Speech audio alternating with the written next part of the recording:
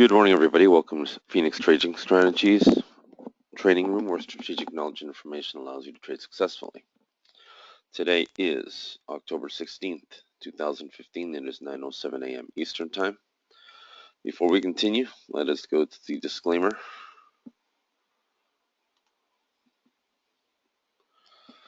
Disclaimer. Future stocks and spot currency trading have large potential rewards, but also large potential risk. You must be aware of the risk and be willing to accept them in order to invest in future stocks and forex markets. Don't trade with money you can't afford to lose. This website is neither a solicitation nor an offer to buy and sell future stocks or forex.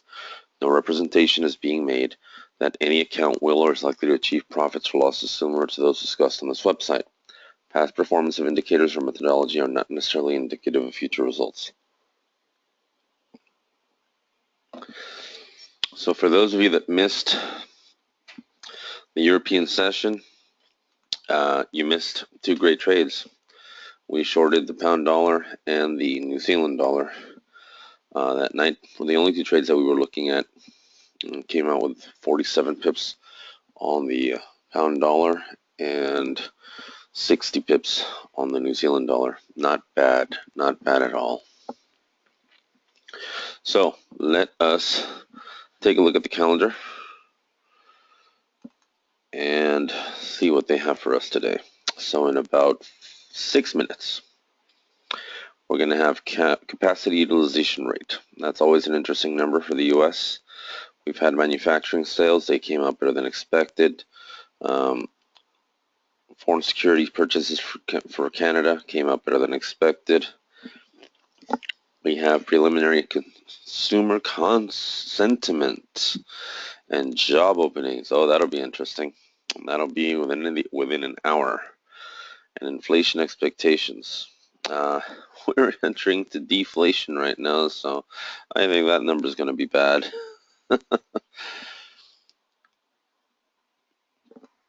So not a lot of news this morning. Let's see what happened overnight. Italian trade balance was negative as usual. They're having a bad moment. You know, they say the European dream is dead for this new generation. I don't know. I tend to believe. They're making me a believer. CPI numbers came in as expected. Trade balance for Europe was bad, not good. Member forms speak, manufacturing. We already got this, so the numbers in Europe weren't that great. So let us go to the charts. There is nothing better to do than that today. We like the charts. Gold made a big move. They've been playing around this level, 1175, which is a weekly level. And they've been bouncing off of this thing left and right. I'm sort of a little tired of seeing how they're doing it over and over and over and over again. They just don't want to break above 1190. They come up, they test it, and then they come right back down. And yesterday they went long, and then they spanked everyone and just demolished any stops that you could have had in one candle. So they're being very aggressive. Very nasty is more the word like it. No trade in gold right now. Let's see. Bonds. I like bonds to the upside. It's a very clean trade. Went up, is retesting here, and it's on its way. Now I'm about to show you a new indicator that I created, and this is a bad boy. Bad boy. And what this thing does, in layman's terms, is, you know how when we look at volume, we look at how they have excess volume in one direction, which means that those orders weren't filled. Well, now we can actually see where they concentrate their volume at. You see these green bars here and these red dashes, green dashes. The green dashes means that this is where the buyers have a point of control. The red is where the sellers have a point of control. Now, as much as I like this trade, see what's wrong with this picture. This went long, and the sellers are down here. Buyers are up here, but the sellers are here. Sellers are still here in this candle. So as high as this one goes, the next one or two candles will be the ones that reverse if this maintains itself here. So you see how this how this candle went long, or in this case how this one went short, but the buyer stayed up here. What was the next outcome? The candle went straight up. But then the sellers held right here. They didn't follow. And so then they came down. And so now we're going back and forth, back and forth. And it is the instability of direction that the market doesn't know what to do. Let's be honest. The banks right now, they don't know what their name is, and mud is a kind word at this particular moment. Any which way they move is not good because it exposes them to more risk. And this is a game of risk. Let's call it for what it is. So in this case, what this indicator is going to do for you, it's going to change the way you look even at the power dots, because it will confirm if this is a real support or resistance level, just like it did here. What's wrong with this picture? See how they came up and then they went long, but what happened to the sellers? They held right here at this price. And so eventually you had one more, and the second one, bam, came down, and then it was on. And it never looked back. Well, same concept here. What did they do here? The sellers are down here. The buyers are up here. They did it twice, 3 times, and hell, even a fourth time, you might as well throw the kitchen sink at them, even though it wasn't a big trade. Went from 158.31s all the way to 159.09s. So, but it was a very, how can I say this, verifiable directional trade. And now we have the same thing happening over. What happens here? The buyers are up here, the sellers are down here. So what is the next move? It's telling you that this ain't going to go far to the upside. It's going to come right back down like a stone.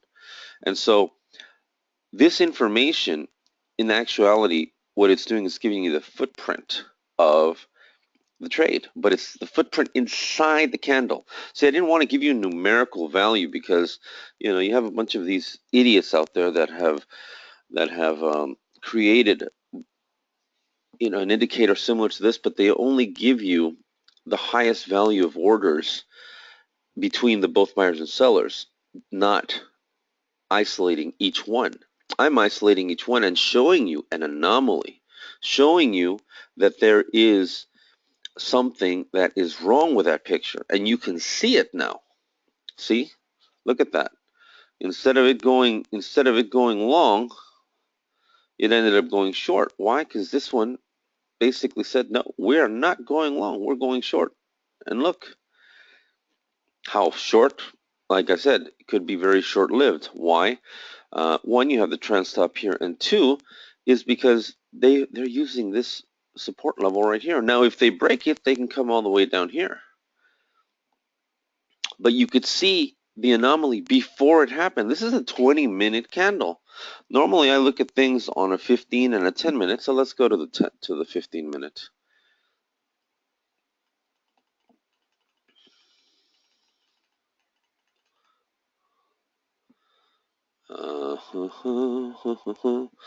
And so here, for instance, you can see the same thing.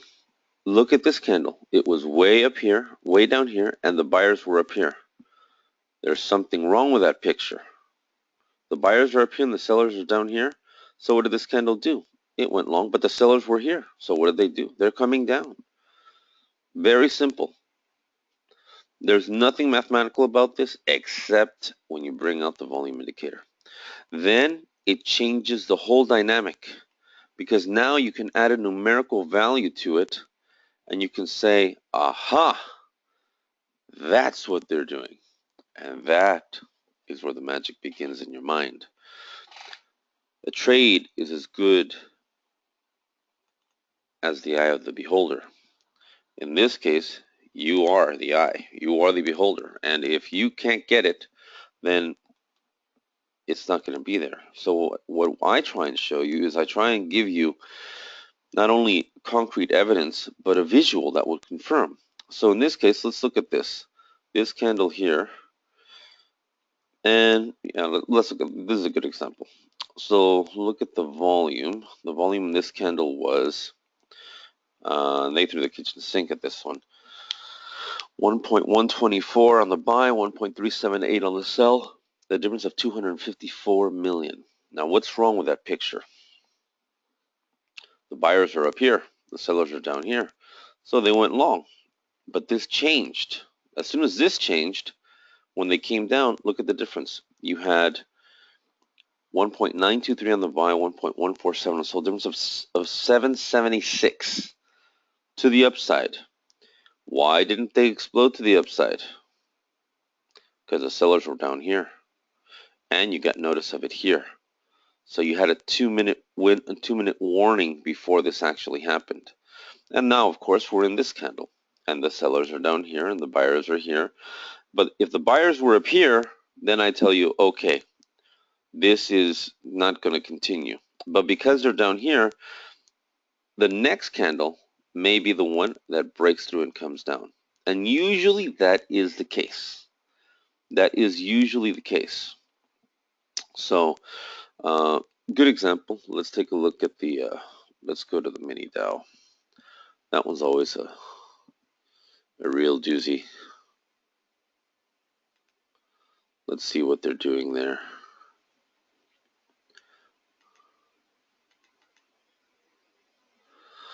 Yes, if the red hash stays below the line that makes it short, means that normally, yes, means that it will go short because it's already going in that direction. Now, what's wrong with this picture? Let's make it a little bigger because it's obvious that they haven't really wanted to do anything. We have a power dot here. We had power dots here, nothing. So let's take a look at this for what it is. So this is basically the resistance level, and you can see the price right here. This is where it all goes down, 1794. So they haven't been able to cross above it. Now, you had power dots here, and what happened? They held the price, very, very aggressively. Nothing really extravagant. So what did they do? They just went back up and retested nothing. So here, the question is, where was the reversal? It was in this candle to the downside. Why? Because this candle was bullish, but the sellers were right smack in the middle, and so were the buyers. They said, we are not going up any higher. And so when you look at the volume indicator, it makes sense because we're giving this a numerical value along with that confirmation. You have 337 million on the buy, 326 on the sell, a difference of 11 million. 11 million positive, and they could not break above. They held right here. And so then, of course, this one comes in and bam, comes down. And then, of course, it's a roller coaster to the downside. Not a big move. This was from 17,085 down to 17,030, 50 points. Not bad. But now we have the same situation one more time, except everything is still bullish. Why? What's wrong with this candle here? It's a bearish candle and the bulls are up here, even though this demonstrated that they were going to go bullish and the transition and the trend dots was there. But it's this candle that gave it away. Why? Because it was bearish and the buyers were up here. And the sellers were basically evenly matched. So even though they came down and it was a bearish candle, they maintained. And so, of course, this is on the upside right now. But now we have another issue. We have a power dot that formed right here. The question is this really a support and resistance level? That is what we have yet to verify. So we're still basically waiting at this point. And normally you need at least three power dots in order to determine why, because then we'll have more clarity even on how the candles come out and on where the buyers and sellers really concentrate their point of control within those candles. And that is what will make the difference. That is where you will finally have clarity as to how they manipulate their volume and order flow. Because once you have, and I knew that we were missing something. See, the power dots were doing one thing. They were announcing volume and momentum buildup. Now, this trade did go short, but they did use the trend stop. as a support level. Well, now you can see it. You can see it two candles before they go. Because right here, what did they do? Right here, they basically, and I went long yesterday on this one, and I ended up closing it here late in the evening. It was about, closed it, it was about 70 points, I think, that I got on that. But why did I see it in the morning?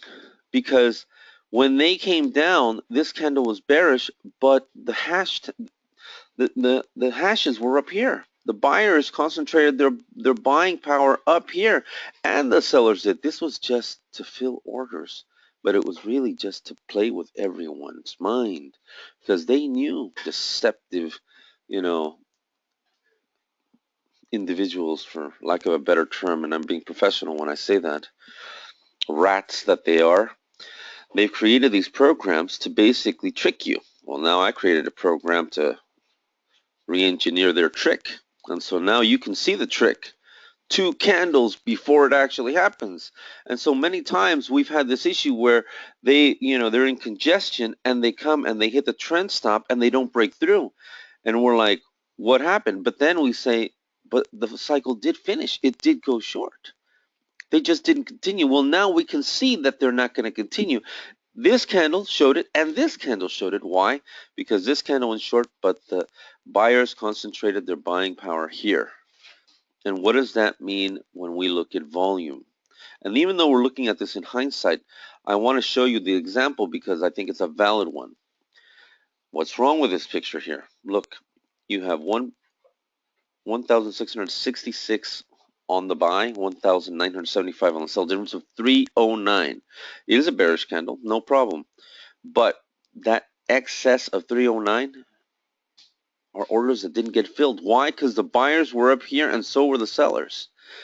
What's wrong with this picture?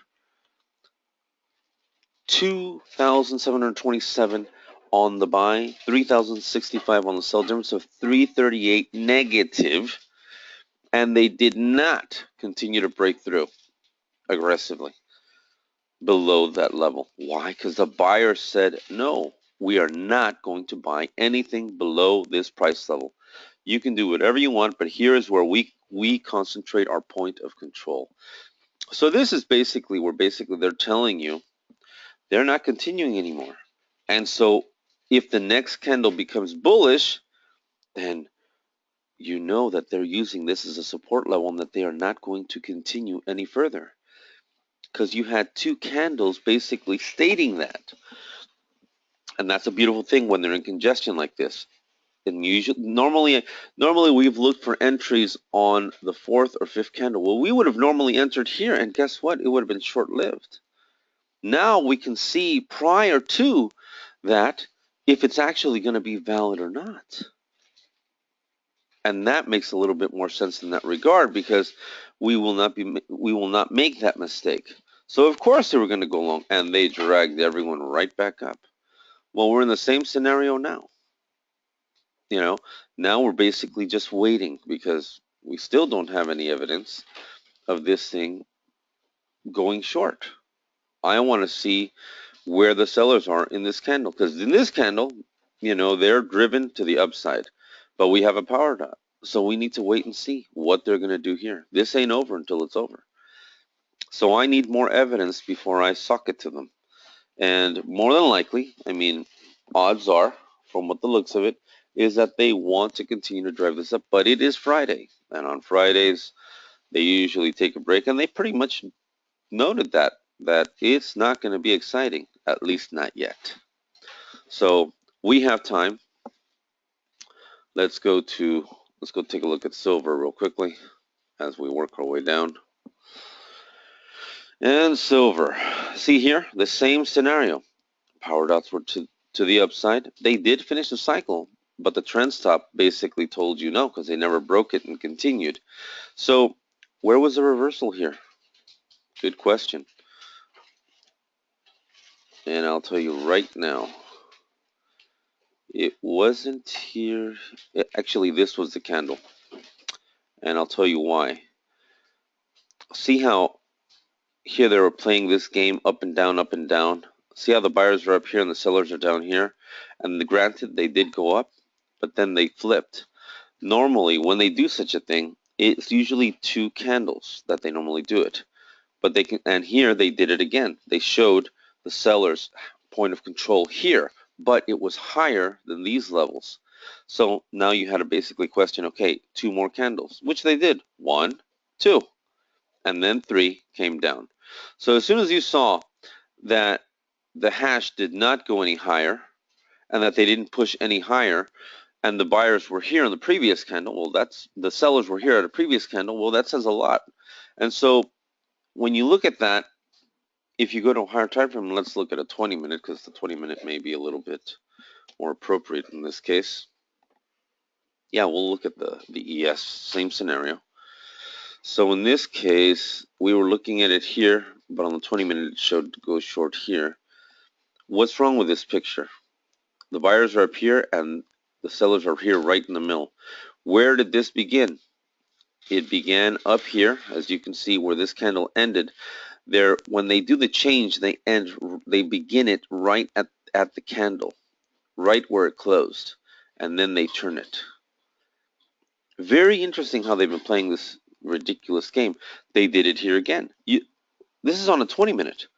It did go short. Power dot said short. But what's wrong with this picture? As they sold here, the buyers are up here, and they're up here, and they're up here. So as they're going down, I'm not looking at this as them going to basically break support level. No, no, no. I'm waiting. I'm waiting for them to give me that anomaly. I'm waiting for them to give me that which does not make sense. And that which does not make sense is not a trade that you can take. But it does make sense. They're telling you the buyer's point of control is up here. They have no interest in buying down here. They're telling you that they are going to reverse this thing. Now, they didn't wait two candles here. Actually, they did here. When this came down, they waited two candles, came all the way down. Where did this candle start? Right smack where this one ended. And it went long. Now, granted, I don't like the fact that the sellers are down here, the buyers are here. They did make a push up, and again, we're seeing the sellers are here. So what happened here? You had two candles before they decided to go short. Now, is this really a short trade right now? It could be. I really don't care if it is. Why? Because I don't have any power dots. Here, I have them here, and they were broken. So this tells me that this was a mid-range level, which it was because they had previously broken it down and previously broken it up. So I don't have anything on that, but it was a good example. Let's go to the ES. S&P is always very nice. I like the S&P. Me and the S&P are buddies. And now more than ever, because what I can teach you to trade with E-minis, it's magical. Let's just say that you'll never trade the same again. Oh, beautiful. So now I even have this indicator programmed for ready for NinjaTrader 8 when it's ready. I wouldn't use NT8 right now. I'm just not.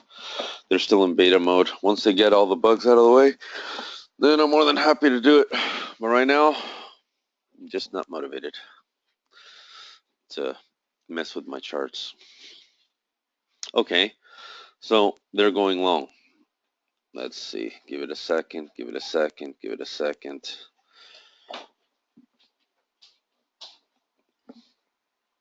But what's wrong with this picture?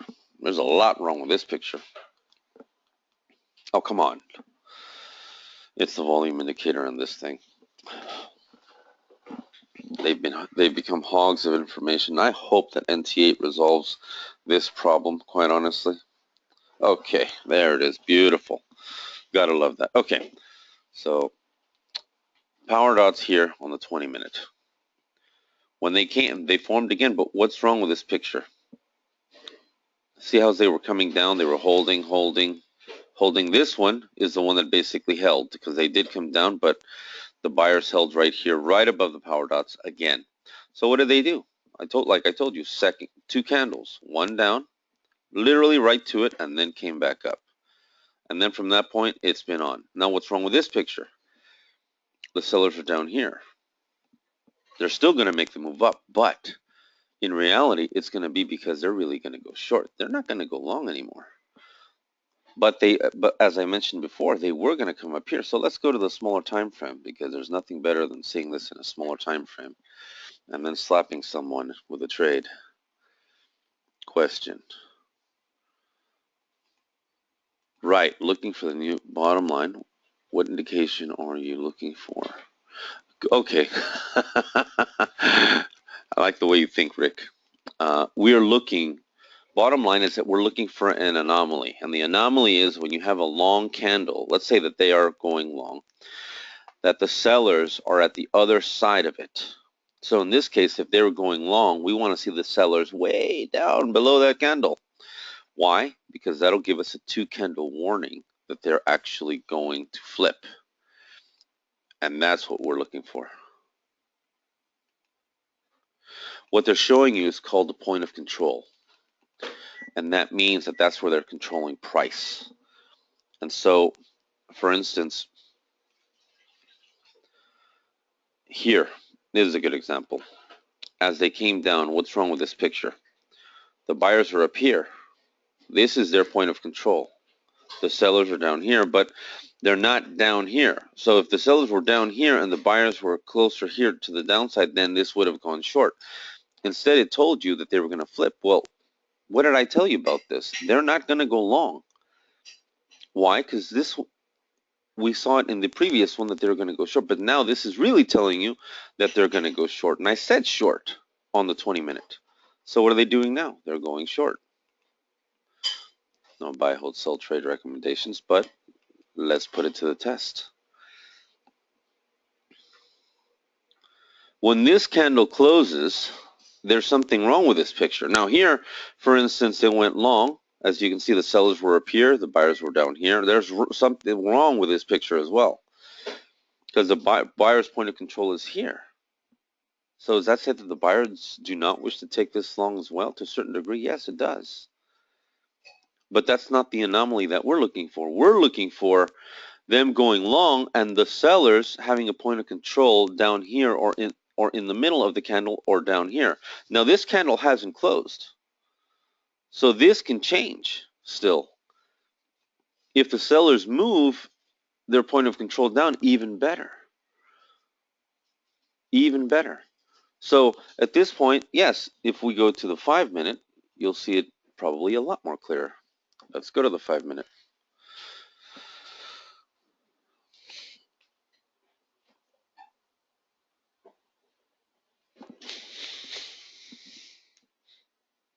I know that it's hard to conceptualize. It's what I'm teaching you is something so outside the box that a retail trader is very difficult for you to wrap your head around it. I'm teaching you what institutional traders do and look for.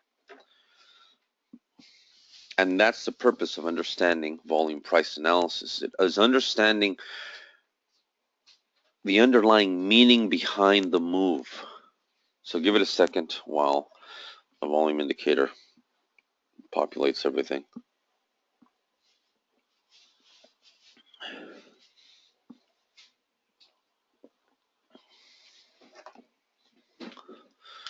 Okay, so, on the 5-minute, it's even more clear. Why? What is this candle telling you? It's an anomaly. They went long, but the sellers are down here. What did I say? They give you 2 candles. 1, 2. Buyers were here, but the sellers were down here. So what did they do? They went up, and then they came down. And now they're really going to come down. So now we have to wait and see how the sellers are coming down. The buyers are buying at a lower price. That tells you this is going to continue to come down. But we got a 2-candle warning. As this thing was going up, the sellers were holding back. They didn't want to buy any higher. But they went up because the buyers took control at this point. So they said, okay, fine, we'll take that trade. We'll go up, but we're going to come back and kick you right between the legs. And that's what they did. So they took them up, and now, of course, they're giving them a kick right smack in the teeth. And it hurts. So they pulled everything down, and now here is where the buyers are. So now it's just a matter of the sellers coming in and really driving this. But what's wrong with this picture as well? They pushed everything to the upside. They gave it all they got with volume. And so when you look at the volume here, it's going to make sense.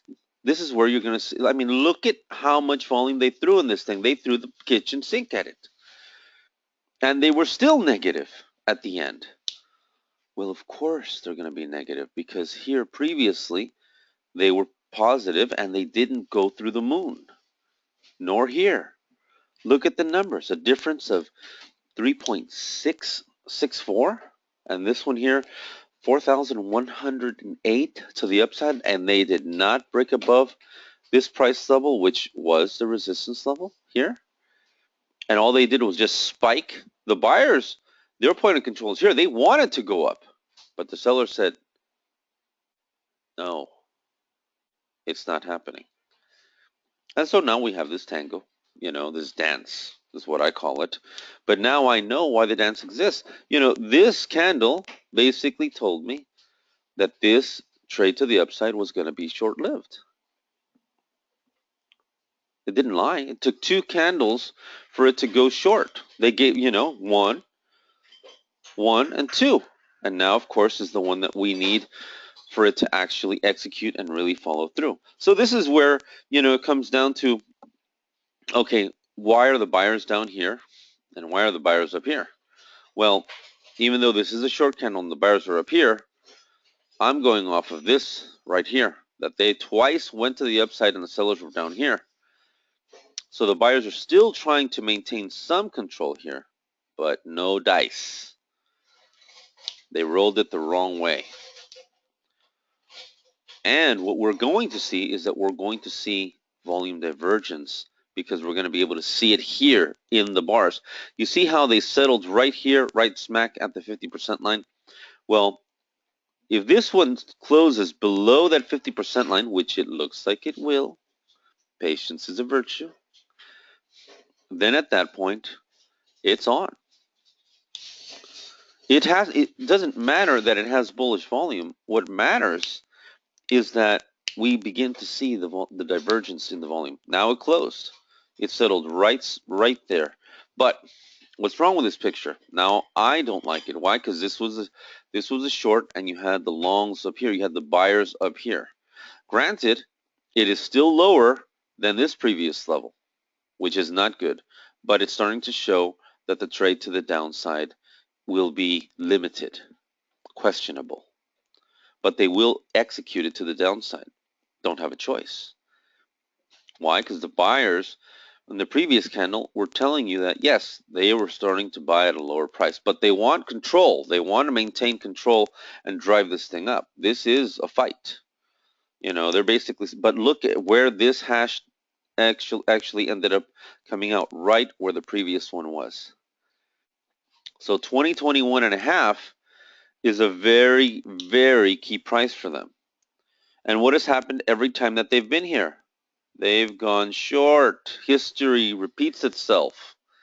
Now, I'm not telling you to line up, the hash marks one with the other. No, no, no, no, no. Never did I say that. But look at history and see how they have played that trade in the past, because more than likely, if the signal is correct, they're going to play this trade again. And they're going to slap someone. So in this case, I want them to slap someone, except not you and not me. This is where we make our stand. This is where we take it to the next level. This is where we no longer trade with doubt of information or lack of information, but with a complete picture of what in actuality they wish to do. And that is power, and powerful, because now, if you knew that they were going to go short here on this trade, and you were trading the E-minis, or the S&P in this case, and you knew it was just a matter of time that they were just basically going long to just induce and trick traders, because in actuality they were gonna go short. Well, remember that they're going after bigger whales. As a retail trader, you're not the whale. Now there's a whole bunch of guppies like you, and they like to, or tuna, and they like to basically grab a net and get you all. Well, in this case, you're going to be that smart tuna that avoids the net and say, I told you not to go there, but you didn't listen to me. I told you not to go in there because they were setting a trap. Well, you're not falling for the trap anymore. You're a smart guppy now. And so these parasites can't fool you. They can't confuse you. That's my job. My job is to take that confusion that you have right now and make it into clarity and give you a purpose, give you the reasoning behind the action. But I like doing this with live examples because there's nothing better than putting your money where your mouth is and putting it to the test. That is what most people don't teach you and don't do. So yes, we look at examples in hindsight, but at the end of the day, we're also looking to see how it performs in the live edge of the market. And that's where it makes a difference. Now, what's wrong with this? Now, why is this picture so nice? Look at this. The buyers are down here. They basically gave up.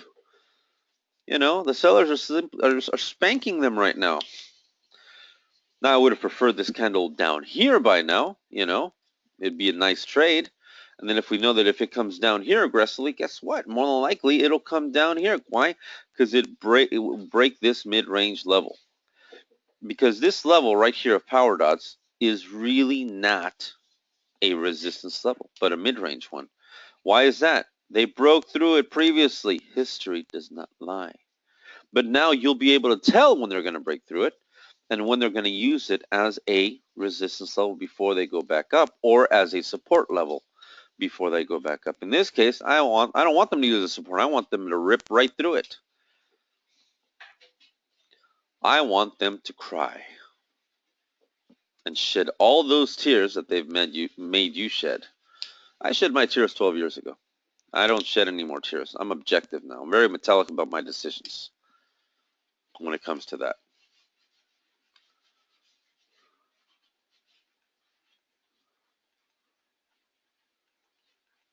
If the buyer's hash is at the bottom of a sell candle, which is here, that means that they are accepting that this is going to continue to come down. In this case, you see how it was up here? They were not accepting it. But the previous two candles, the anomaly was that the sellers were down here, even though the buyers were bringing it up here. Now, of course, the buyers are holding. And so, but they've still come down.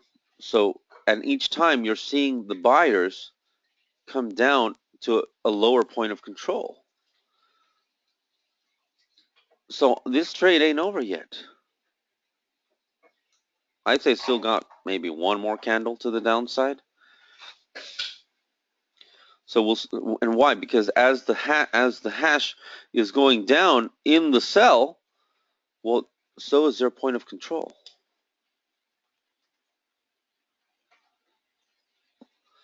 All of them have buy or sell lines on it. This one does not, because the sellers were down here, and so it just didn't populate because this one populated here. But look at this, they're trading below this level now. This is another level that they're trading below. They have it here, they have it here, and you can change. This is a setting that you can change to make it bigger or make it smaller. I just made it bigger because, I want you to see it. But let's look at the volume now on this while we have it. So what did they do here? They had bullish volume in this candle, and yet they still came down. Why? Because the bulls were trying to control here, but they still came down. Now, what have we said? When there is a bearish candle with bullish volume, that sooner or later they're going to flip. Well, here They had negative volume, and it was really negative. I mean, they literally threw the kitchen sink and a bucket of ice with it. I mean, all they needed to do is just take the belt off and give them a lashing, and that, which is really what they did. But now they're still continuing to come down, and it ain't over. It ain't over. Even though the buyers are up here, they are buying at a lower price each time, a lower point of control. They're changing their point of control. Now the sellers, are holding here, which I don't like, and why? Because maybe maybe they don't want to go any further, but we can't see that until the candle is getting ready to close further and further. Now, these idiots must know something about consumer sentiment. They must know that it ain't good. And that's why they're making this move.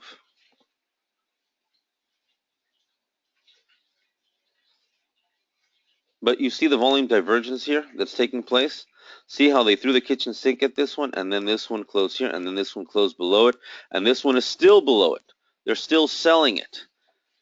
Even though, they have this tug of war, you're not confused by the tug of war because you know they got to come down, baby. They've got to come down.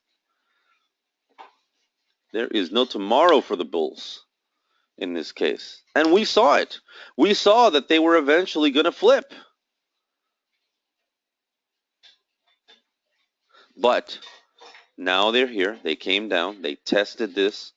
And what did I say? More than likely, sometimes they will use the power dots as a support level. So if this candle does not go below it, then we're done. Because the news is coming out in, let's see. Let us see. Actually, this one already came out. Capacity utilization rate. In 10 minutes, we have consumer sentiment. Now, their numbers look like they're better than expected. Should be better than expected. And job openings. And there's, yes, a lot of job openings, but not enough people taking the bait. So, now that we understand this, and again, we're at a point here where if this candle does not continue to come down, we know because the buyers started to announce here that they were holding it, but they had to come down one more time. And remember, it's 2 candles before they flip. But in this case, because they came down further and further, if this hashtag would have been up here, then I'd say, you know what, it's time to go. But it didn't. And this one formed right where this one is, and now it went below it. That makes it even more dangerous for them. But I think it would be probably the last candle before it comes down.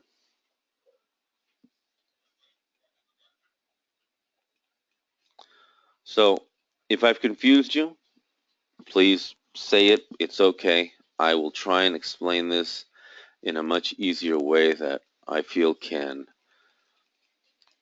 give you more clarity. Because now when you trade the E-minis or gold or silver or Forex, you will be in such a better position, it's not even funny.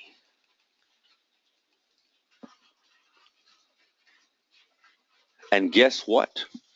Mine is the only software that you can actually see it in the higher time frames, because most of the programmers that have programmed something similar to this, you can only see it in the smaller time frames. I can see this in the 1440.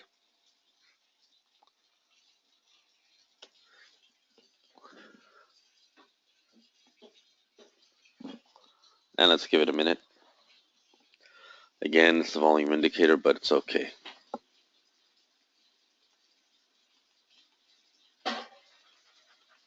Yes, the next pivot point would be support after the power dots, correct.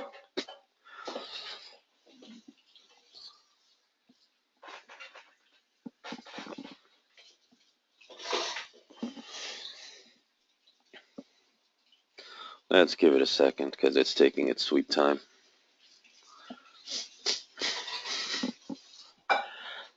And let me tell you something. If you see a trade setup like this in the higher time frame, and this price identifier is telling you what they are doing, where their point of control is. You don't throw the kitchen sink. You borrow someone else's sink and you throw it at them. Now, what's wrong with this picture here? The buyers are up here, but this, and like Rick said, sometimes this is because of the data. Of course, I didn't go back too much in data, so let me try and go back further. I only went back 31 days. Let's go back 100. Give it a minute, give it a minute, give it a minute, give it a minute.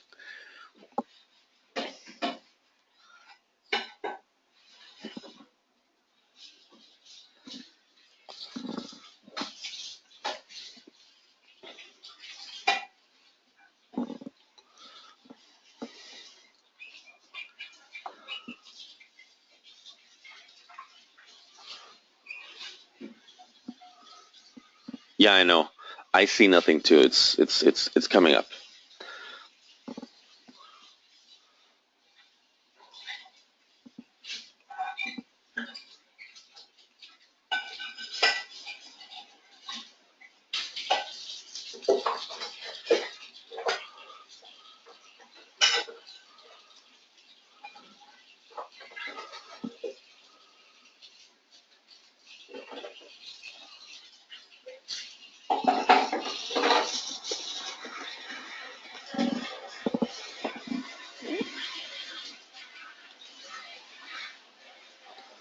Okay, so let's go here.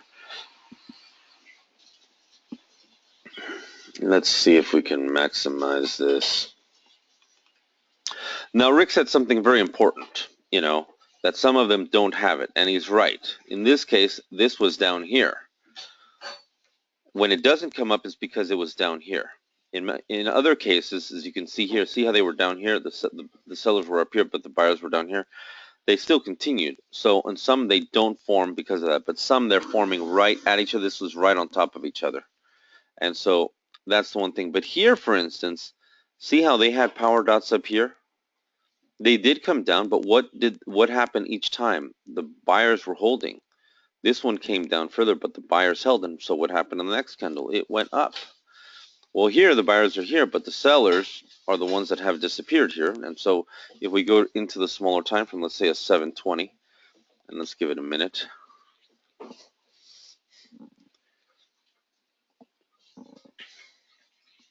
Since the 1440 is not participating as well as it should.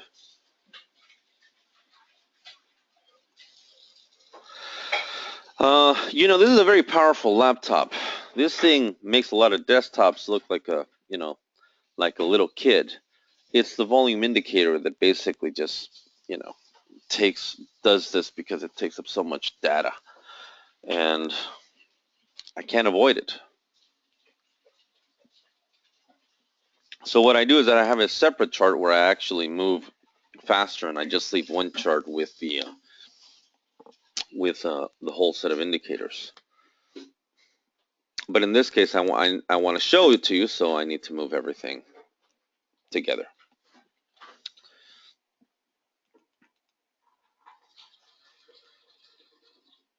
Oh, 64-bit is perfect. That is perfect. And here it is. So let's see. So this is a 720. Now here, they drove it up, and you could tell why, because the buyers were here. So of course the next one was going to go up. Right off of this, they went up. But now, see how this one doesn't have a point of control for the sellers? It's because it's where the sellers were right here. So what is this doing? It's basically telling you go short, because they're not going to go long anymore. Even though the hash is at a higher point of reference, and it is. However, this is what people call a spitting top, which doesn't mean anything to me, because candlesticks have been counter programmed. So Steve Neeson can say all that he wants. That's not going to make a difference. At the end of the day, if you can't see the volume inside that candle, how the order flow is being manipulated, you're dead. You're dead in the water. Just shoot yourself now. So in this case, we know. See, they went to the highest point here, but we don't have a hash for the sellers because it was down here, and that does happen. So this would be candle number 2. So what is candle number 3? Short. And that's exactly what we're going to see right now. So, and as we go into the smaller and smaller and smaller minutes, let's go to the 600. Actually, let's go to the 480. It'll be more clear and clearer and clearer.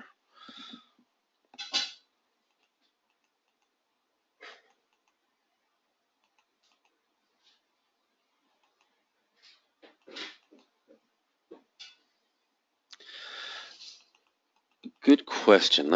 Okay, is it more important to look for the trend in the buy-sell lines relative to the candle or to the previous prices of the lines before? The previous prices to the lines before, because that usually will give you a heads up. Now the current one, when it closes, and this is the funny thing, is that we have to wait for the candle to close to really have more accuracy into their point of control. And that is what will give them away.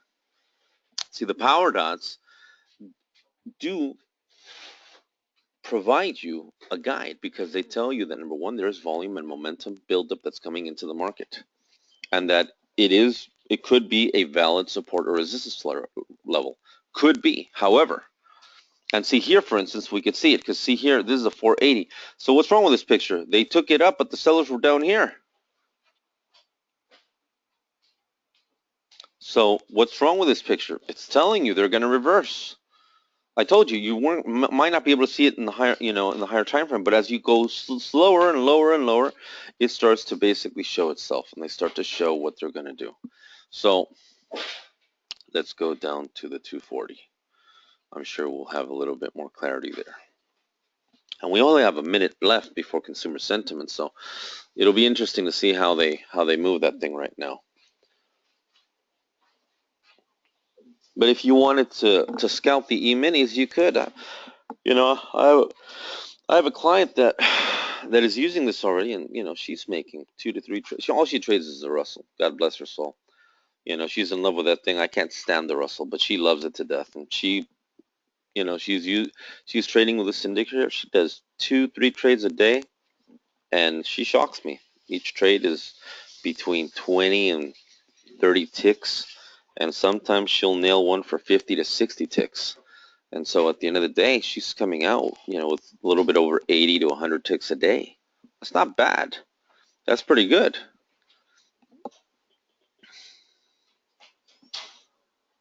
So give it a second. Okay. Stock rise on stimulus bet. Yeah, see, there's something wrong with that statement. Stock rise on stimulus bet. So here, what's wrong with this picture? Okay, now we have a new candle. This is a 4-hour. What are they doing? They're trading right below. See the buyer's control, how it continued to go down further and further. Now you can't see much on the volume here, but there was volume divergence here. Why? Because their intention was to flip, but you could see it. You could see that they're flipping. The volume here doesn't really show you much, but you can see here how their point of control was going down, down, and then down. And so consumer sentiment numbers didn't do a damn thing. Let's see what they were.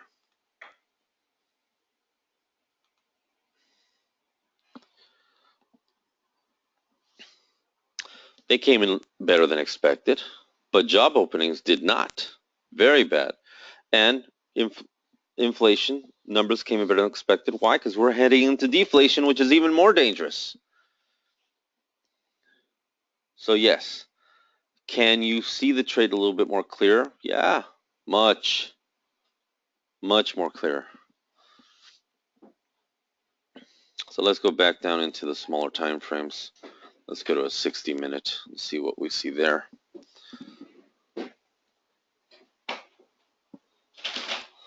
Job openings fall from record high. 5.37 million were 5.67 million. Payrolls grew just 142,000 in September. But they're all part-time jobs. That's the problem with that statement.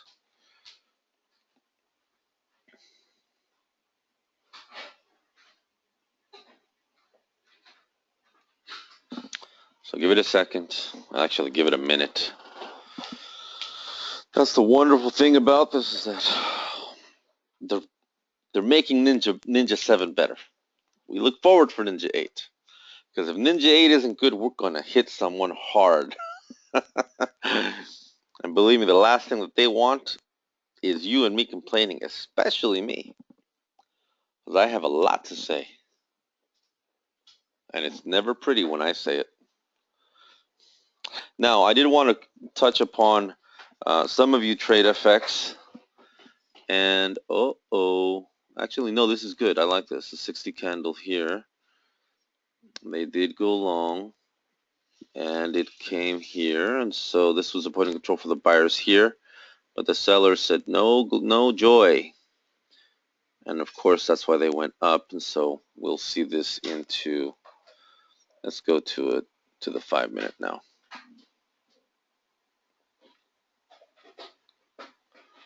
So we're going to talk about MB trading. A few of you guys had some questions about where you should move your money for FX, since it is limited here in the US. And this is for US traders only. Those of you that are outside of the US, well, it doesn't really matter, does it?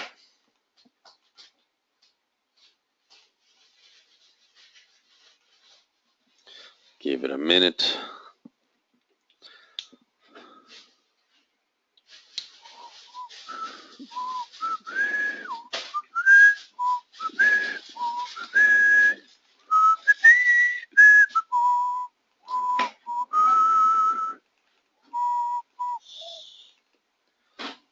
Sorry about the whistling.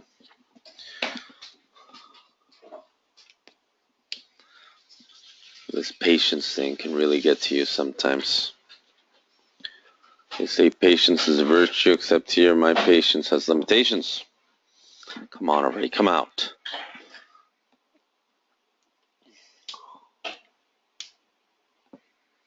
Okay. So here they flipped. Let's see, why did they flip? Remember I told you when this candle came down that the point of control was here, which I wasn't that keen on, that we had maybe another 2 candles and then they were going to flip? That's what's wrong with this picture. And that's why they decided to go long.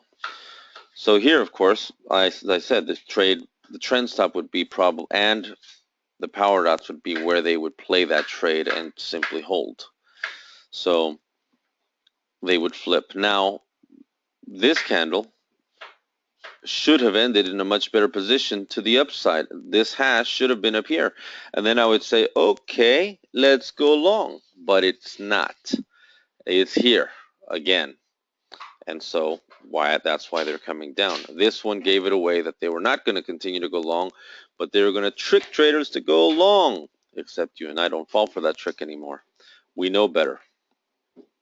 But it did tell us that they were going to flip it. And so if they're already on a higher time frame going down, and you can see it, then this is just noise. We don't fall for noise anymore. That's not part of our game plan. That's not part of our strategy, because we don't fall for it. We can see right through what they're doing, and their point of control is the one that's basically telling you if they're going to continue to go long, or if they're just trying to get people out of the trade and scare them off. Well, you're not going to be scared anymore, because now you know. Now you have an idea of the reality of the lie. And the lie is big on their part, except that, see, if I showed you this from a numerical perspective, it would drive you insane, because I can give these hashtags a numerical value, but you wouldn't understand it. So I wanted to give it to you in a much more simplified format, where you can see the anomaly within the candle based on the price of control. And so now we have the best of all worlds. I mean, it just doesn't get any clearer than that. How much more clear do you want? Now, will it take time to learn and process this information? Yes, it'll take you a little bit of time. I'd say about a week. I'd say about a week, and you will get this. It will be so part of your decision process, it's not even funny. Not even funny. Now, if you're going in for only 10, 20 ticks or 20 pips, it's the same concept. Whether you're trading Forex, whether you're trading futures, whether you're trading stocks. I don't trade stocks. I hate stocks. But now that I have this, I have one of my buddies, he trades stocks, and he trades a bunch of it. I mean, lots. And so I'm working on a strategy for him based on this. And yes, I'm charging him because it ain't free. But, it's taking me some of my time away from what I should be doing. So it's very clear. It's very simple. This is not complicated. Once you understand what they're doing and why these hashtags are so powerful in showing you the point of control and the price of that point of control, then volume price analysis just goes to a whole other level. A whole other level. And see, now the buyers decided to give it up. Oh, joy! Because and that's why I said you sometimes have to wait for the candle to finish or come close to finishing before you actually see, if they're going to give it up or not.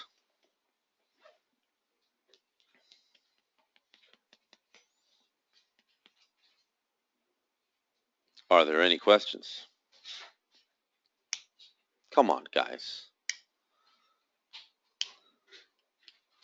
There must be some question on your mind. I mean, I'm not that perfect. I make fun of my son because he's 18 years old and he's in college, and all teenagers know everything. And so in Spanish, I call him perfecto menjivar because he's perfect. Tom, at one point I was your age and I felt the same damn way. I thought I was perfect too, and then life kicked me in the teeth. So now you know what you can tell your kids when they act up. Call them perfecto. They're gonna say, "What did you say?" And of course, you and I will know the secret.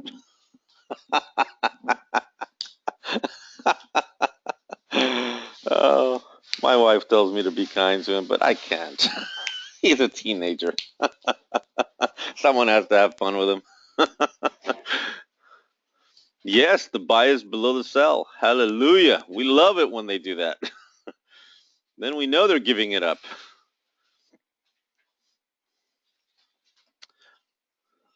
But now the sell is above the high. So long as they maintain there, then we know. But we know for a fact that this has been a strong support level. So this is something that we just have to basically adhere to. Know where they're trading. And, it's Friday. They may not do anything at all. But at least we weren't caught going long and being stuck in prayer right now saying, "Oh God, please, please bring it back. I promise I'll never do it again," and getting religious about a trade in the wrong way. No, because now you have more concrete evidence. Profit. When to take a profit. Greed is the only thing that will stop you from taking a profit. That is the one lesson that I cannot teach you, and you must learn for yourself. I've got a few traders actually that go in for 15, 20 pips or 20 ticks, and that's it, and they get out. It doesn't matter if it gives more, and if it gives more, it's because it moved too fast and they couldn't close the trade. It all depends. It really does. It depends on you. I can only show you so much. What does it mean when the buyers are below the sellers? That they're going to go down short even more in this case.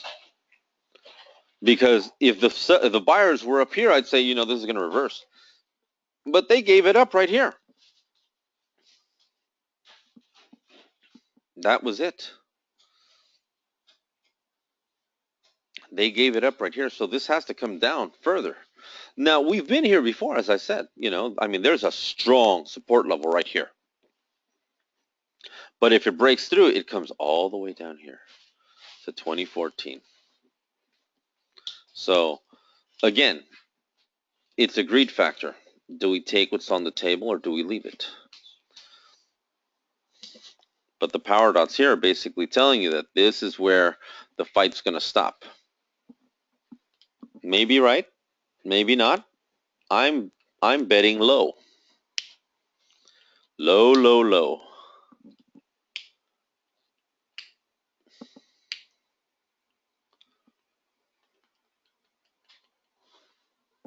And see, there is a pivot right here, right below the power dots. And so when they did come to it, they did adhere to it.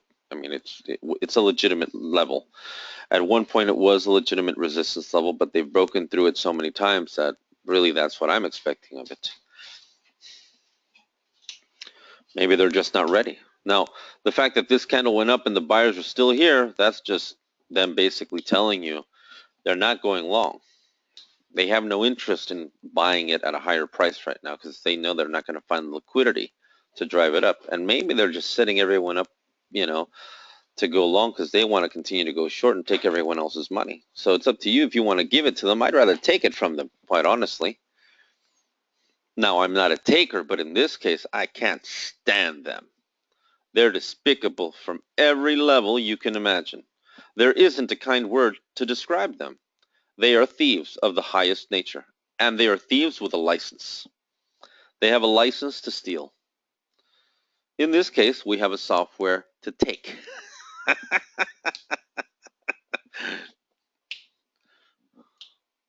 And I'm going to take every tick out of their hide. I'm going to make sure that every time I take one, it feels like a lashing. I remember the last time that my dad gave me a lashing. I literally was 17 years old, and it wasn't pretty. What did I do? I don't remember, but it had to be bad because my father would not act that way unless it was really bad. But in this case, believe me, I want to make you guys such powerful traders that every time that you take a trade, I want them to feel that you slap them. And I want them to feel that, there's an oomph, there's a sound when you slap someone. It goes like that. It resonates. So every time you take a trade, I want them to feel that resonation right there. How about you?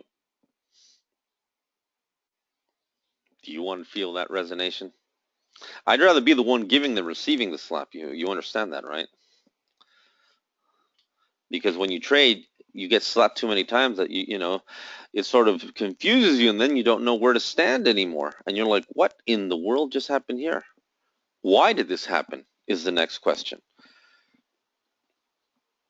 And you fall into this mode of depression. And you become depressive because you can't figure it out. Well, they don't give you the information to figure it out. I give you the information to figure it out. But everyone else just deceives you, lies to you, sells you a story they can't deliver.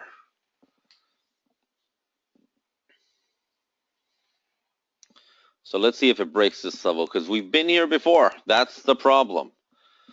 We've been here before.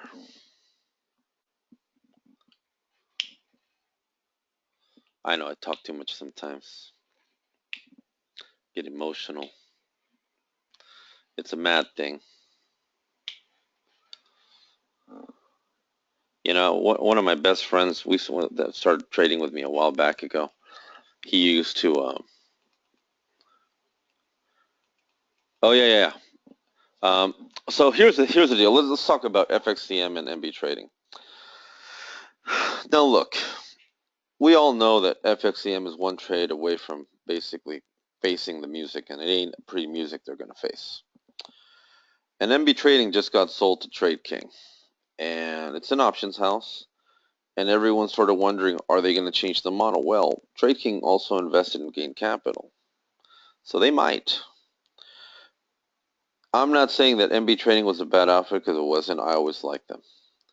However, the business is changing, but there's a new company coming in that you can actually use because they have an agreement with NinjaTrader. NinjaTrader is an IB of theirs. It's called Philip Futures. A friend of mine, Rick Geppetto, is actually running the division. He's the head of the division, the Forex division that they're going to bring out. And they are a big company, huge in Asia. I mean, huge. They started over 20 years ago, and they have grown to become a monster of a company. Now they're bringing out Forex here in the U.S. and they're also going to incorporate Forex outside of the U.S. for foreign traders, which is a good thing, I think. So they haven't released the Forex division yet. They're in the process, but it's coming soon. So he's going to keep me abreast as to when they're going to do it, and I'm hoping. I told him, well, the time is now, and whatever you're going to do, you better do it now, because otherwise you're going to miss your window, and everyone's going to move their money elsewhere. So he's hoping to have an answer for me on Monday, and then on Monday I will let you know. And I like Philip Futures. I've done my research behind him, and not because my friend is working there. No, and we've been friends for a long time, and we worked together at PFG Best. He was my senior VP, and we made a lot of money together, and we helped a lot of traders. Unfortunately, PFG went down in flames, and that wasn't our fault. That was the owner doing his stupidity. And he's paying for it in jail, but it affected everyone else in the process. So now everyone's looking for a much safer place to put their money in. Well, like I said, FXCM is just one trade away from going under. And we don't know when it'll hit, but when it does, you don't want to be there. I don't. So I'll keep you informed in the coming week as to when that'll hit, and then at that point, you'll know when it's the right time to move your money. I'll let you know. I will let you know. So keep the faith, and just like I've been guiding you in the trades and telling you, what they're doing, I'm going to give you the best recommendation that I can, and then it's up to you. So how do you like this trade so far? Now, what's wrong with this trade? You see that hash of the buyers all the way up there? I don't like that. And now it closed. It's about to close in 1 minute. That's an anomaly. That tells you there's a reversal coming. But they just broke below the power dots. And they're hitting right here.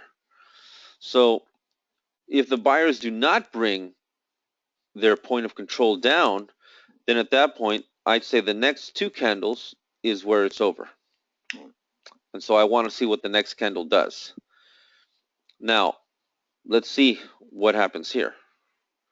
This candle is going to be very crucial and very defining for us, because I think they still got to come down.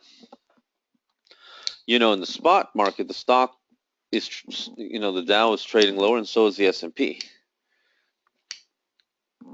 And in this case, we want this bad boy to come down. So if they're coming down, then we're going down too.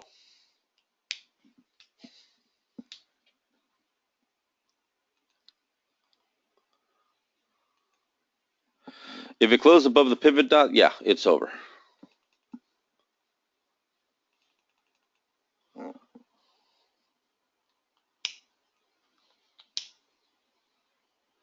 So now it's just a matter of patience. They say patience is a virtue. It really is. I have an 18-year-old and I have a 4-year-old, and believe me, patience is a virtue that I'm losing every day. The 4-year-old thinks he's 18 and goes and smacks the 18-year-old, and the 18-year-old forgets that he's 18, and then tries to smack the little one, and the little one runs. Then he comes back and smacks him again. It's funny, when we go pick him up from preschool, Samuel, who's the 4-year-old, sees Ricardo. I tell Ricardo, go get him while I go get his things. And Samuel just makes a fuss and starts just beating and wailing on Ricardo, like, no, I don't want to go. And then my older son goes, but we have to. Come on, let's go. And he went, no, I don't want to go. Smack. And so the teacher's aides tell Samuel, be nice to your big brother. Oh God.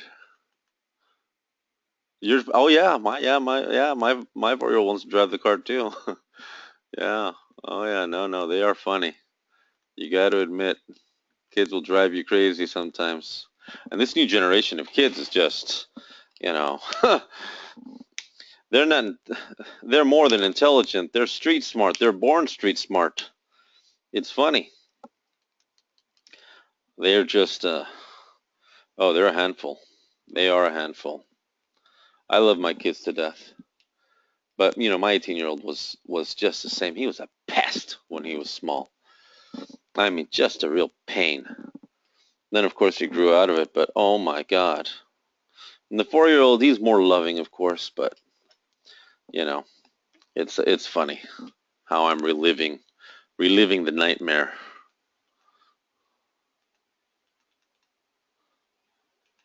Oh yeah, trading early while they sleep is a good thing. Yeah, because in the afternoon, it's hard for me to trade in the afternoon because he just wants too much attention. And I love trading the Asian session. Just like some people have a preference of trading the US, other people have trading the European or the Asian session. So let's see if this is going to go down any further. It looks like they're just going to hold it here. They may go down maybe one more candle. Come on, just go one more.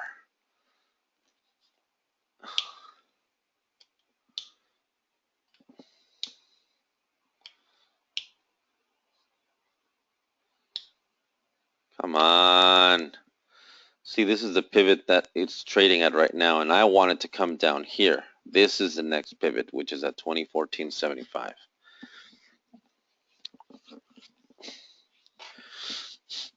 So who asked me to look for the S&P?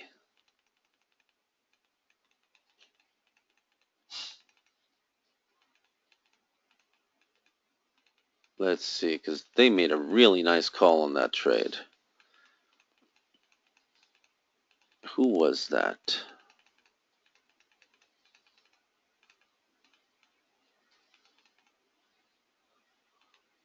Oh, Eric. It was Eric. Good call, Eric.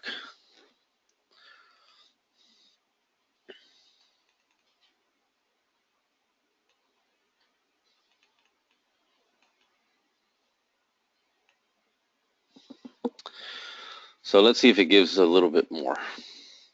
You know, for those of you that want to learn how to trade the E-minis, this is probably the best software that you're ever going to use to really trade this thing, because you're going to be able to see it. Other people use smaller time frames. Okay, this is dangerous. You see this power dot right here on the 5-minute that formed? I don't like that. And that means that this trade is practically over. Now, why am I saying that? You see how the buyers maintained their point of control here. They still came down, but this is a second candle that shows it. So this one should be the last and final to the downside.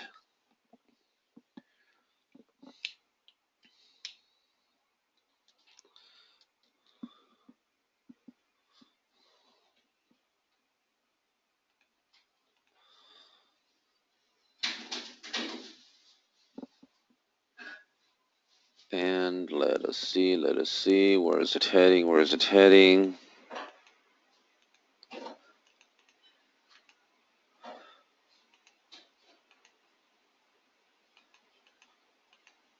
Yeah, I know. It takes, like I said, it's going to take a little while, a good week for you to use it and get comfortable with it, but you'll see it. It'll be, it's such a compliment to the power dots. It's not even funny. It just confirms the trade at a level that, you're just going to be like, wow.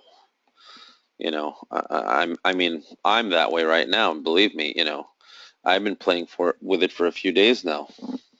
And it took me and the programmers some time to really, really think this thing through, because I knew that we were missing something and we couldn't see it.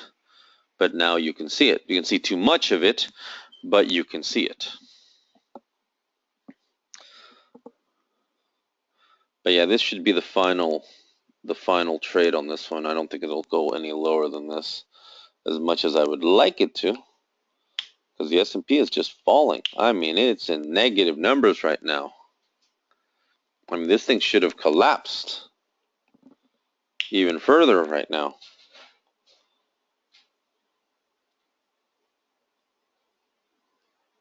So we'll see how much more it collapses. But it's Friday. It's Friday. And Fridays, they don't really do much beyond that. So like someone asked, when is a good time to exit? You know what? There's a power dot here. This is a better place than anywhere else to take it. Sometimes you just got to put your greed aside. Not a bad trade. Not a bad trade at all for the moment.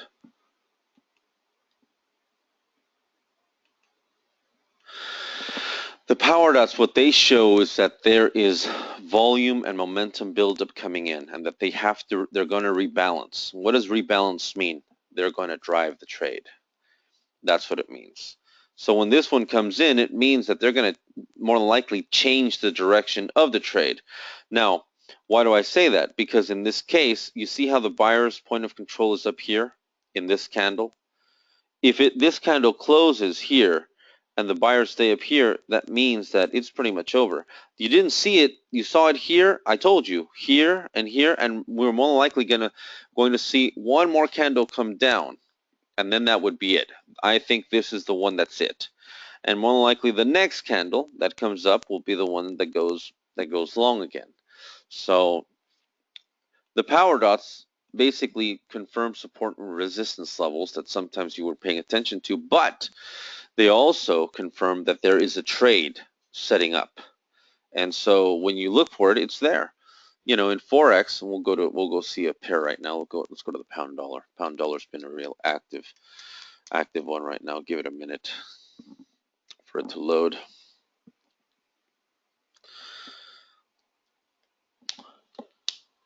So what do you think of the new little toy? Ain't it a doozy?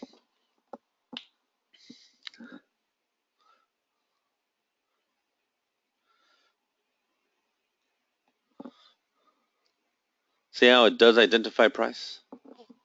That's why I call it Phoenix Price Identifier, because it identifies the real price that they're interested in each candle. Oh yeah, no. And see, the reason why it's hard to grasp, Paul, is because we're accustomed to seeing, to just believing the candle for where they open and close, and not seeing what's in the middle, what's in between, what is the story behind the story. I'm giving you inside information on the story behind the story. Market makers don't like this. Ooh, I like this one. Pound dollar long. Now let's verify this, because this is on a 5-minute and we have power dots here. Now they did come down, as you can see, but then they broke this one, and they did come down again. But here they held, and this one looks good actually. You got volume divergence right here, and you see here how they had a rebalance, and what's here? Again, the buyers are up here, they came down here, the sellers are up here, they came down, but then the buyers held, and again, and so now the buyers are more taking control here. I like this trade to the upside. It doesn't seem like it's going to be a big trade. Now, what's my risk if I decided to enter here? My risk would be 10 pips. 10 pips would be my risk. So no buy, hold, sell trade recommendations, but let's play. Now let's look at the volume here. This is where volume really plays a big picture. And this is where these indicators really excel. Now this candle, no powered up, but let's see the volume here. As they came down, it was 112 million on the buy, 113 million on the sell, difference of 3 million. And they did come down. And then this one formed here, of course. This is 77 on the buy, 112 million on the sell, difference of 35 million. But they never broke below the power dots. They didn't even challenge it. Next candle, 73 million on the buy, 32 on the sell, difference of 41. They did drive it up, but the sellers were up here, and that didn't make sense. And the buyers were down here. There's something wrong with that picture. This is the one that catches my attention. You got 33 on the buy, 106 million on the sell. Now that's a lot of volume, 106 million on the sell. Why is that a lot of volume? Because that 72 million difference, they had to throw the kitchen sink at this and bring this thing down, and they did not. They held it. So again, point of control of price within the candle is telling you something. This next candle, see how they hold it right there. It's 78 on the buy, 56 on the sell, difference of 23 on the buy. They did go long, but settled here, but not aggressive to the upside. So there's still lack of liquidity. But see how this candle came down and they threw the kitchen sink at it? And you see how the hashtag here settled way down here, and then this came up. Well, this is where you look for volume divergence. Now this one played it, but this one didn't. And so, I need this one to close above this 50% line with the volume. And if it does, then at that point, we should see this make a move to the upside. That would be the only thing. But right now, I am down 5 pips on this trade. Maybe I went in too soon. Sometimes you also have to let it play. You got to wait for the trade. Now, we have a strong support level here. You have a pivot. What have I said? If you see power dots form and you have a pivot, that means it's legit. They're going to play it.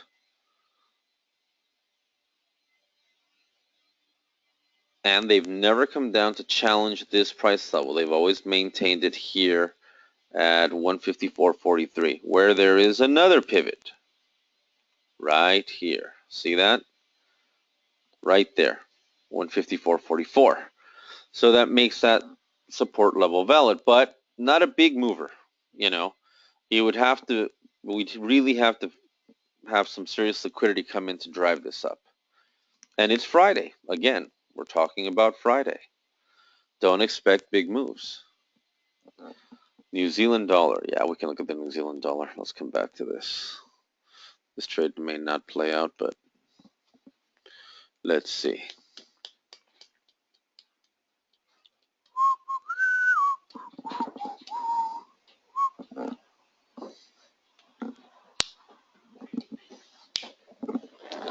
Let's look at the New Zealand dollar. Give it a minute.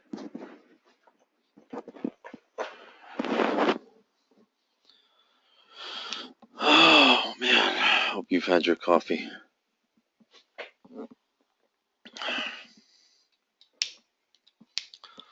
Let's give it a minute. It's almost there.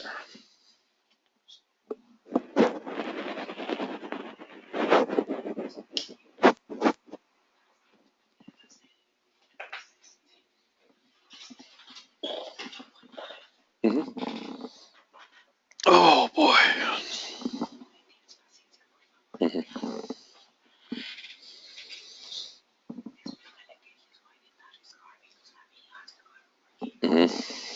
Okay. So this one here. Now, see, this is tricky. See how they used the trend stop right here as the support level, and now, of course, the power dots formed here on this one, and they're doing the same thing. Now, they came down short, but the buyer's point of control was here. And here they did it again. They came down short, but the buyers held right here. So when this came down, this one just popped up. And they've pretty much maintained this level. I like this trade long. This, to me, looks long. It's not going to be a big trade, but it'll go long, from this point. If it comes back up here to 68.14, not a bad trade, 20 pips. But it's not. But like I said, don't expect a lot on Fridays right now, because it's just not. It's just not gonna give you much. It's a Friday.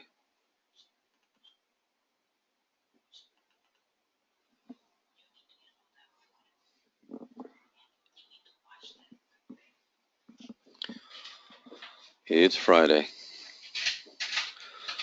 And Oh, you can see the divergence right here. Yeah, see? Here they played it because they came all the way down and then they, of course, went up, and here they did it again. And usually they'll do it twice, but now we're able to see that because you see how they came down here and see how the buyer's point of control was up here? That makes a big difference for me. So yeah, I like that thing long. Let's go back to the pound dollar. And it's holding right at the pivot point. Yes.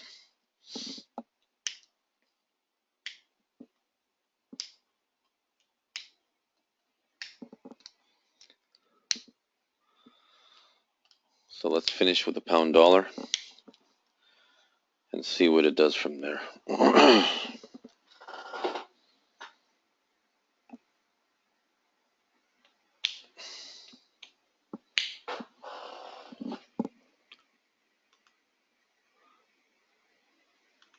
And not trading is a good strategy too.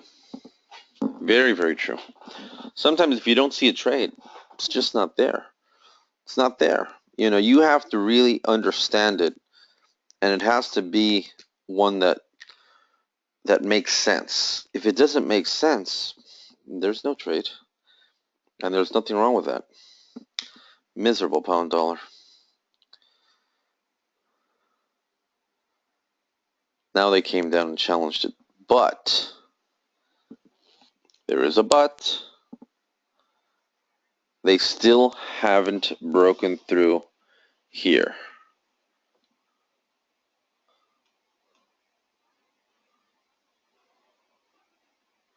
So let's see. This would be the last power dot that it formed. As soon as this one closes, and it will close in a minute.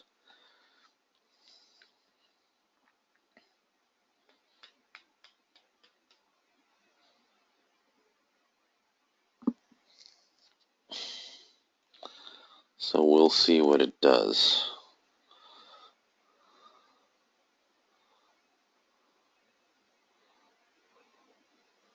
And again, right now, most of the foreign exchange is really not doing much at all. It's Friday. They pretty much move their liquidity over to the futures.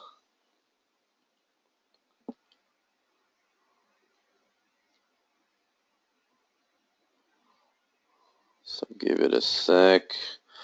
Come on, you got a minute. Oh boy.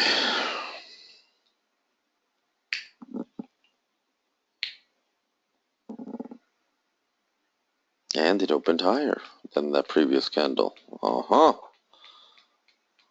Let's see how high it goes.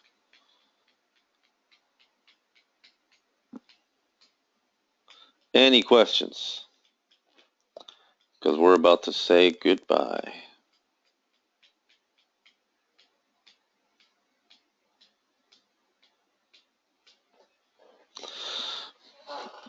Must have been a real interesting session for you guys today then.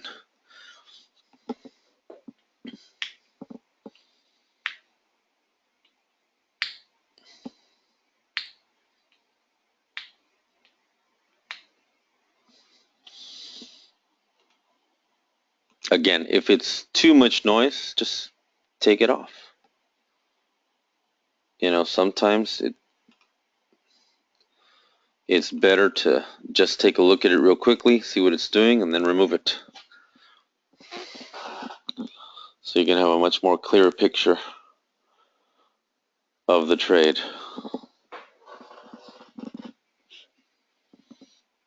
And of course, I should remove the volume indicator too. But give it a second.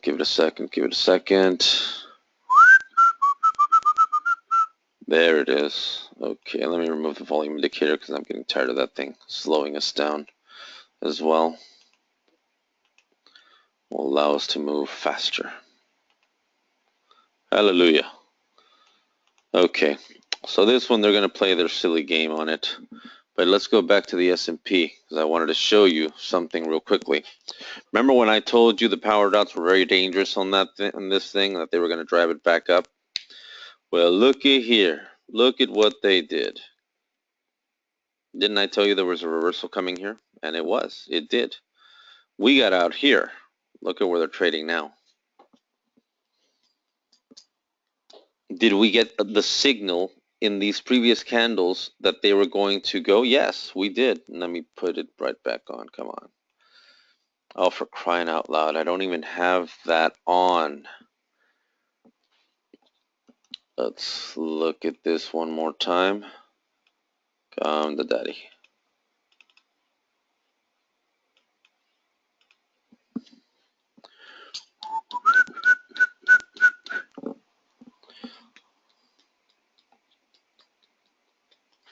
There is a question.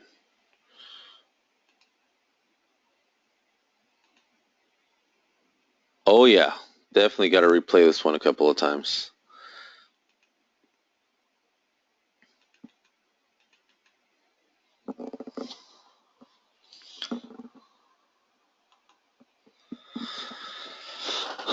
Yeah, it's going to take a little time to get used to, but I'm telling you, the information is so valuable, it's not even funny. What did we say here? Remember when I said that I didn't like the fact that this candle had it here and that this one was holding it here, the point of control was higher than where they had come down to, and that probably the next candle is where they were just going to just flip, and they did. They flipped. But you had a 2 candle warning when it happened. When this thing closed, you saw it, you had 1, 2, and then boom, long. So I wasn't stating something incorrect. I was stating something that was going to happen. And that's where it makes a difference. So now, of course, the interest is to the upside, even though it flipped, but now they're trading still right below the power dots right here. And so when they break through it, they usually come and retest and then continue down. That's usually the play, but it's Friday. And like I said, Fridays are very weird because the trades that look like they're going to play out sometimes don't play out further. And so then everyone is disappointed and saying, oh, gee, oh, why don't you give me more? And that's the conversation that I want you to have as to why it doesn't give you more, because you've already taken something from them. Not, oh, God, oh, please bring it back. I'll never trade that direction again. No, we don't have those conversations. Those conversations don't exist here at Phoenix Trading Strategies. We're more grateful for the trade that is presented as an opportunity for us. Yeah, Rich, that's going to change, buddy. I'm sorry. Oh, I hate this trade right now. I'm going to cut this one short. Stop the bleeding. Now, it is at a real support level right now, but this has just been just absurd. See, I don't like playing these trades. This trade should have gone long, but it didn't, and it happens. Sometimes it happens. In this case, I'm trying to figure out what I missed to not see it. Now, this one, it's over here. This is here. It came down. I can understand coming down here. They've just been playing this ridiculous range. But I'm not willing to give up anymore. And so sometimes it's better to just take the licking and reassess why that happened. I'm going to have to reassess why that happened, actually. I'll have to look at the higher time frames to see where my mistake was. So yes, we're still positive for the morning. Good lesson to learn. And like Patrick said it so eloquently, sometimes the best trade is not to trade. But when you find a really good trade, it's hard not to trade as well. So again, it's about verifying information, and that's exactly what we're doing. We are verifying information before we take the jump. That's where my mistake was. On the 15-minute, everything was to the downside, and I didn't see it. And that's the thing. On futures, you're going to trade in the smaller time frames. In FX, you're going to look at the higher time frames. My mistake. I have to own up to it. I should have looked at the 15-minute. There were power dots. This was very, very clear, especially here when they popped. The sellers were here, point of control was here, and they brought it down. And it was a doozy from up here. I just didn't see it. My bad. Won't happen again. But this should bounce up from here, though. I mean, it should hold, so it is what it is. And see, it's doing that right now. It's all right. I'll get you guys later. I've had a good week so far. So that's all. Ladies and gentlemen, thank you very much for joining us here at Phoenix Trading Strategies this Friday. It was a lovely trade on the S&P, and now we just have to define the time frames for each asset class. In this case, for those of you that have the software, I will be going over this with you privately so that you can wrap your head around it. But a real great tool, a must-have. Why? Because it's doing exactly what it needs to do and giving you exactly what you need to see. So, yes, very interesting stuff. Yeah, we like to go to the next level here. I believe that, we do have some of the most cutting-edge information and technology that has not really been exposed to everyone out there. And I want to make a difference in your lives. I want you, when you trade, I want you to feel it, not just see it, but to understand and comprehend it so that you reduce your risk. That's the bottom line. So, Rich, don't worry about it. We will see you next Friday. We will be here Monday. So for those of you that are here Monday's a good day to be here. We will see you Monday morning. Thank you. Have a great one. Have a great weekend. Bye-bye.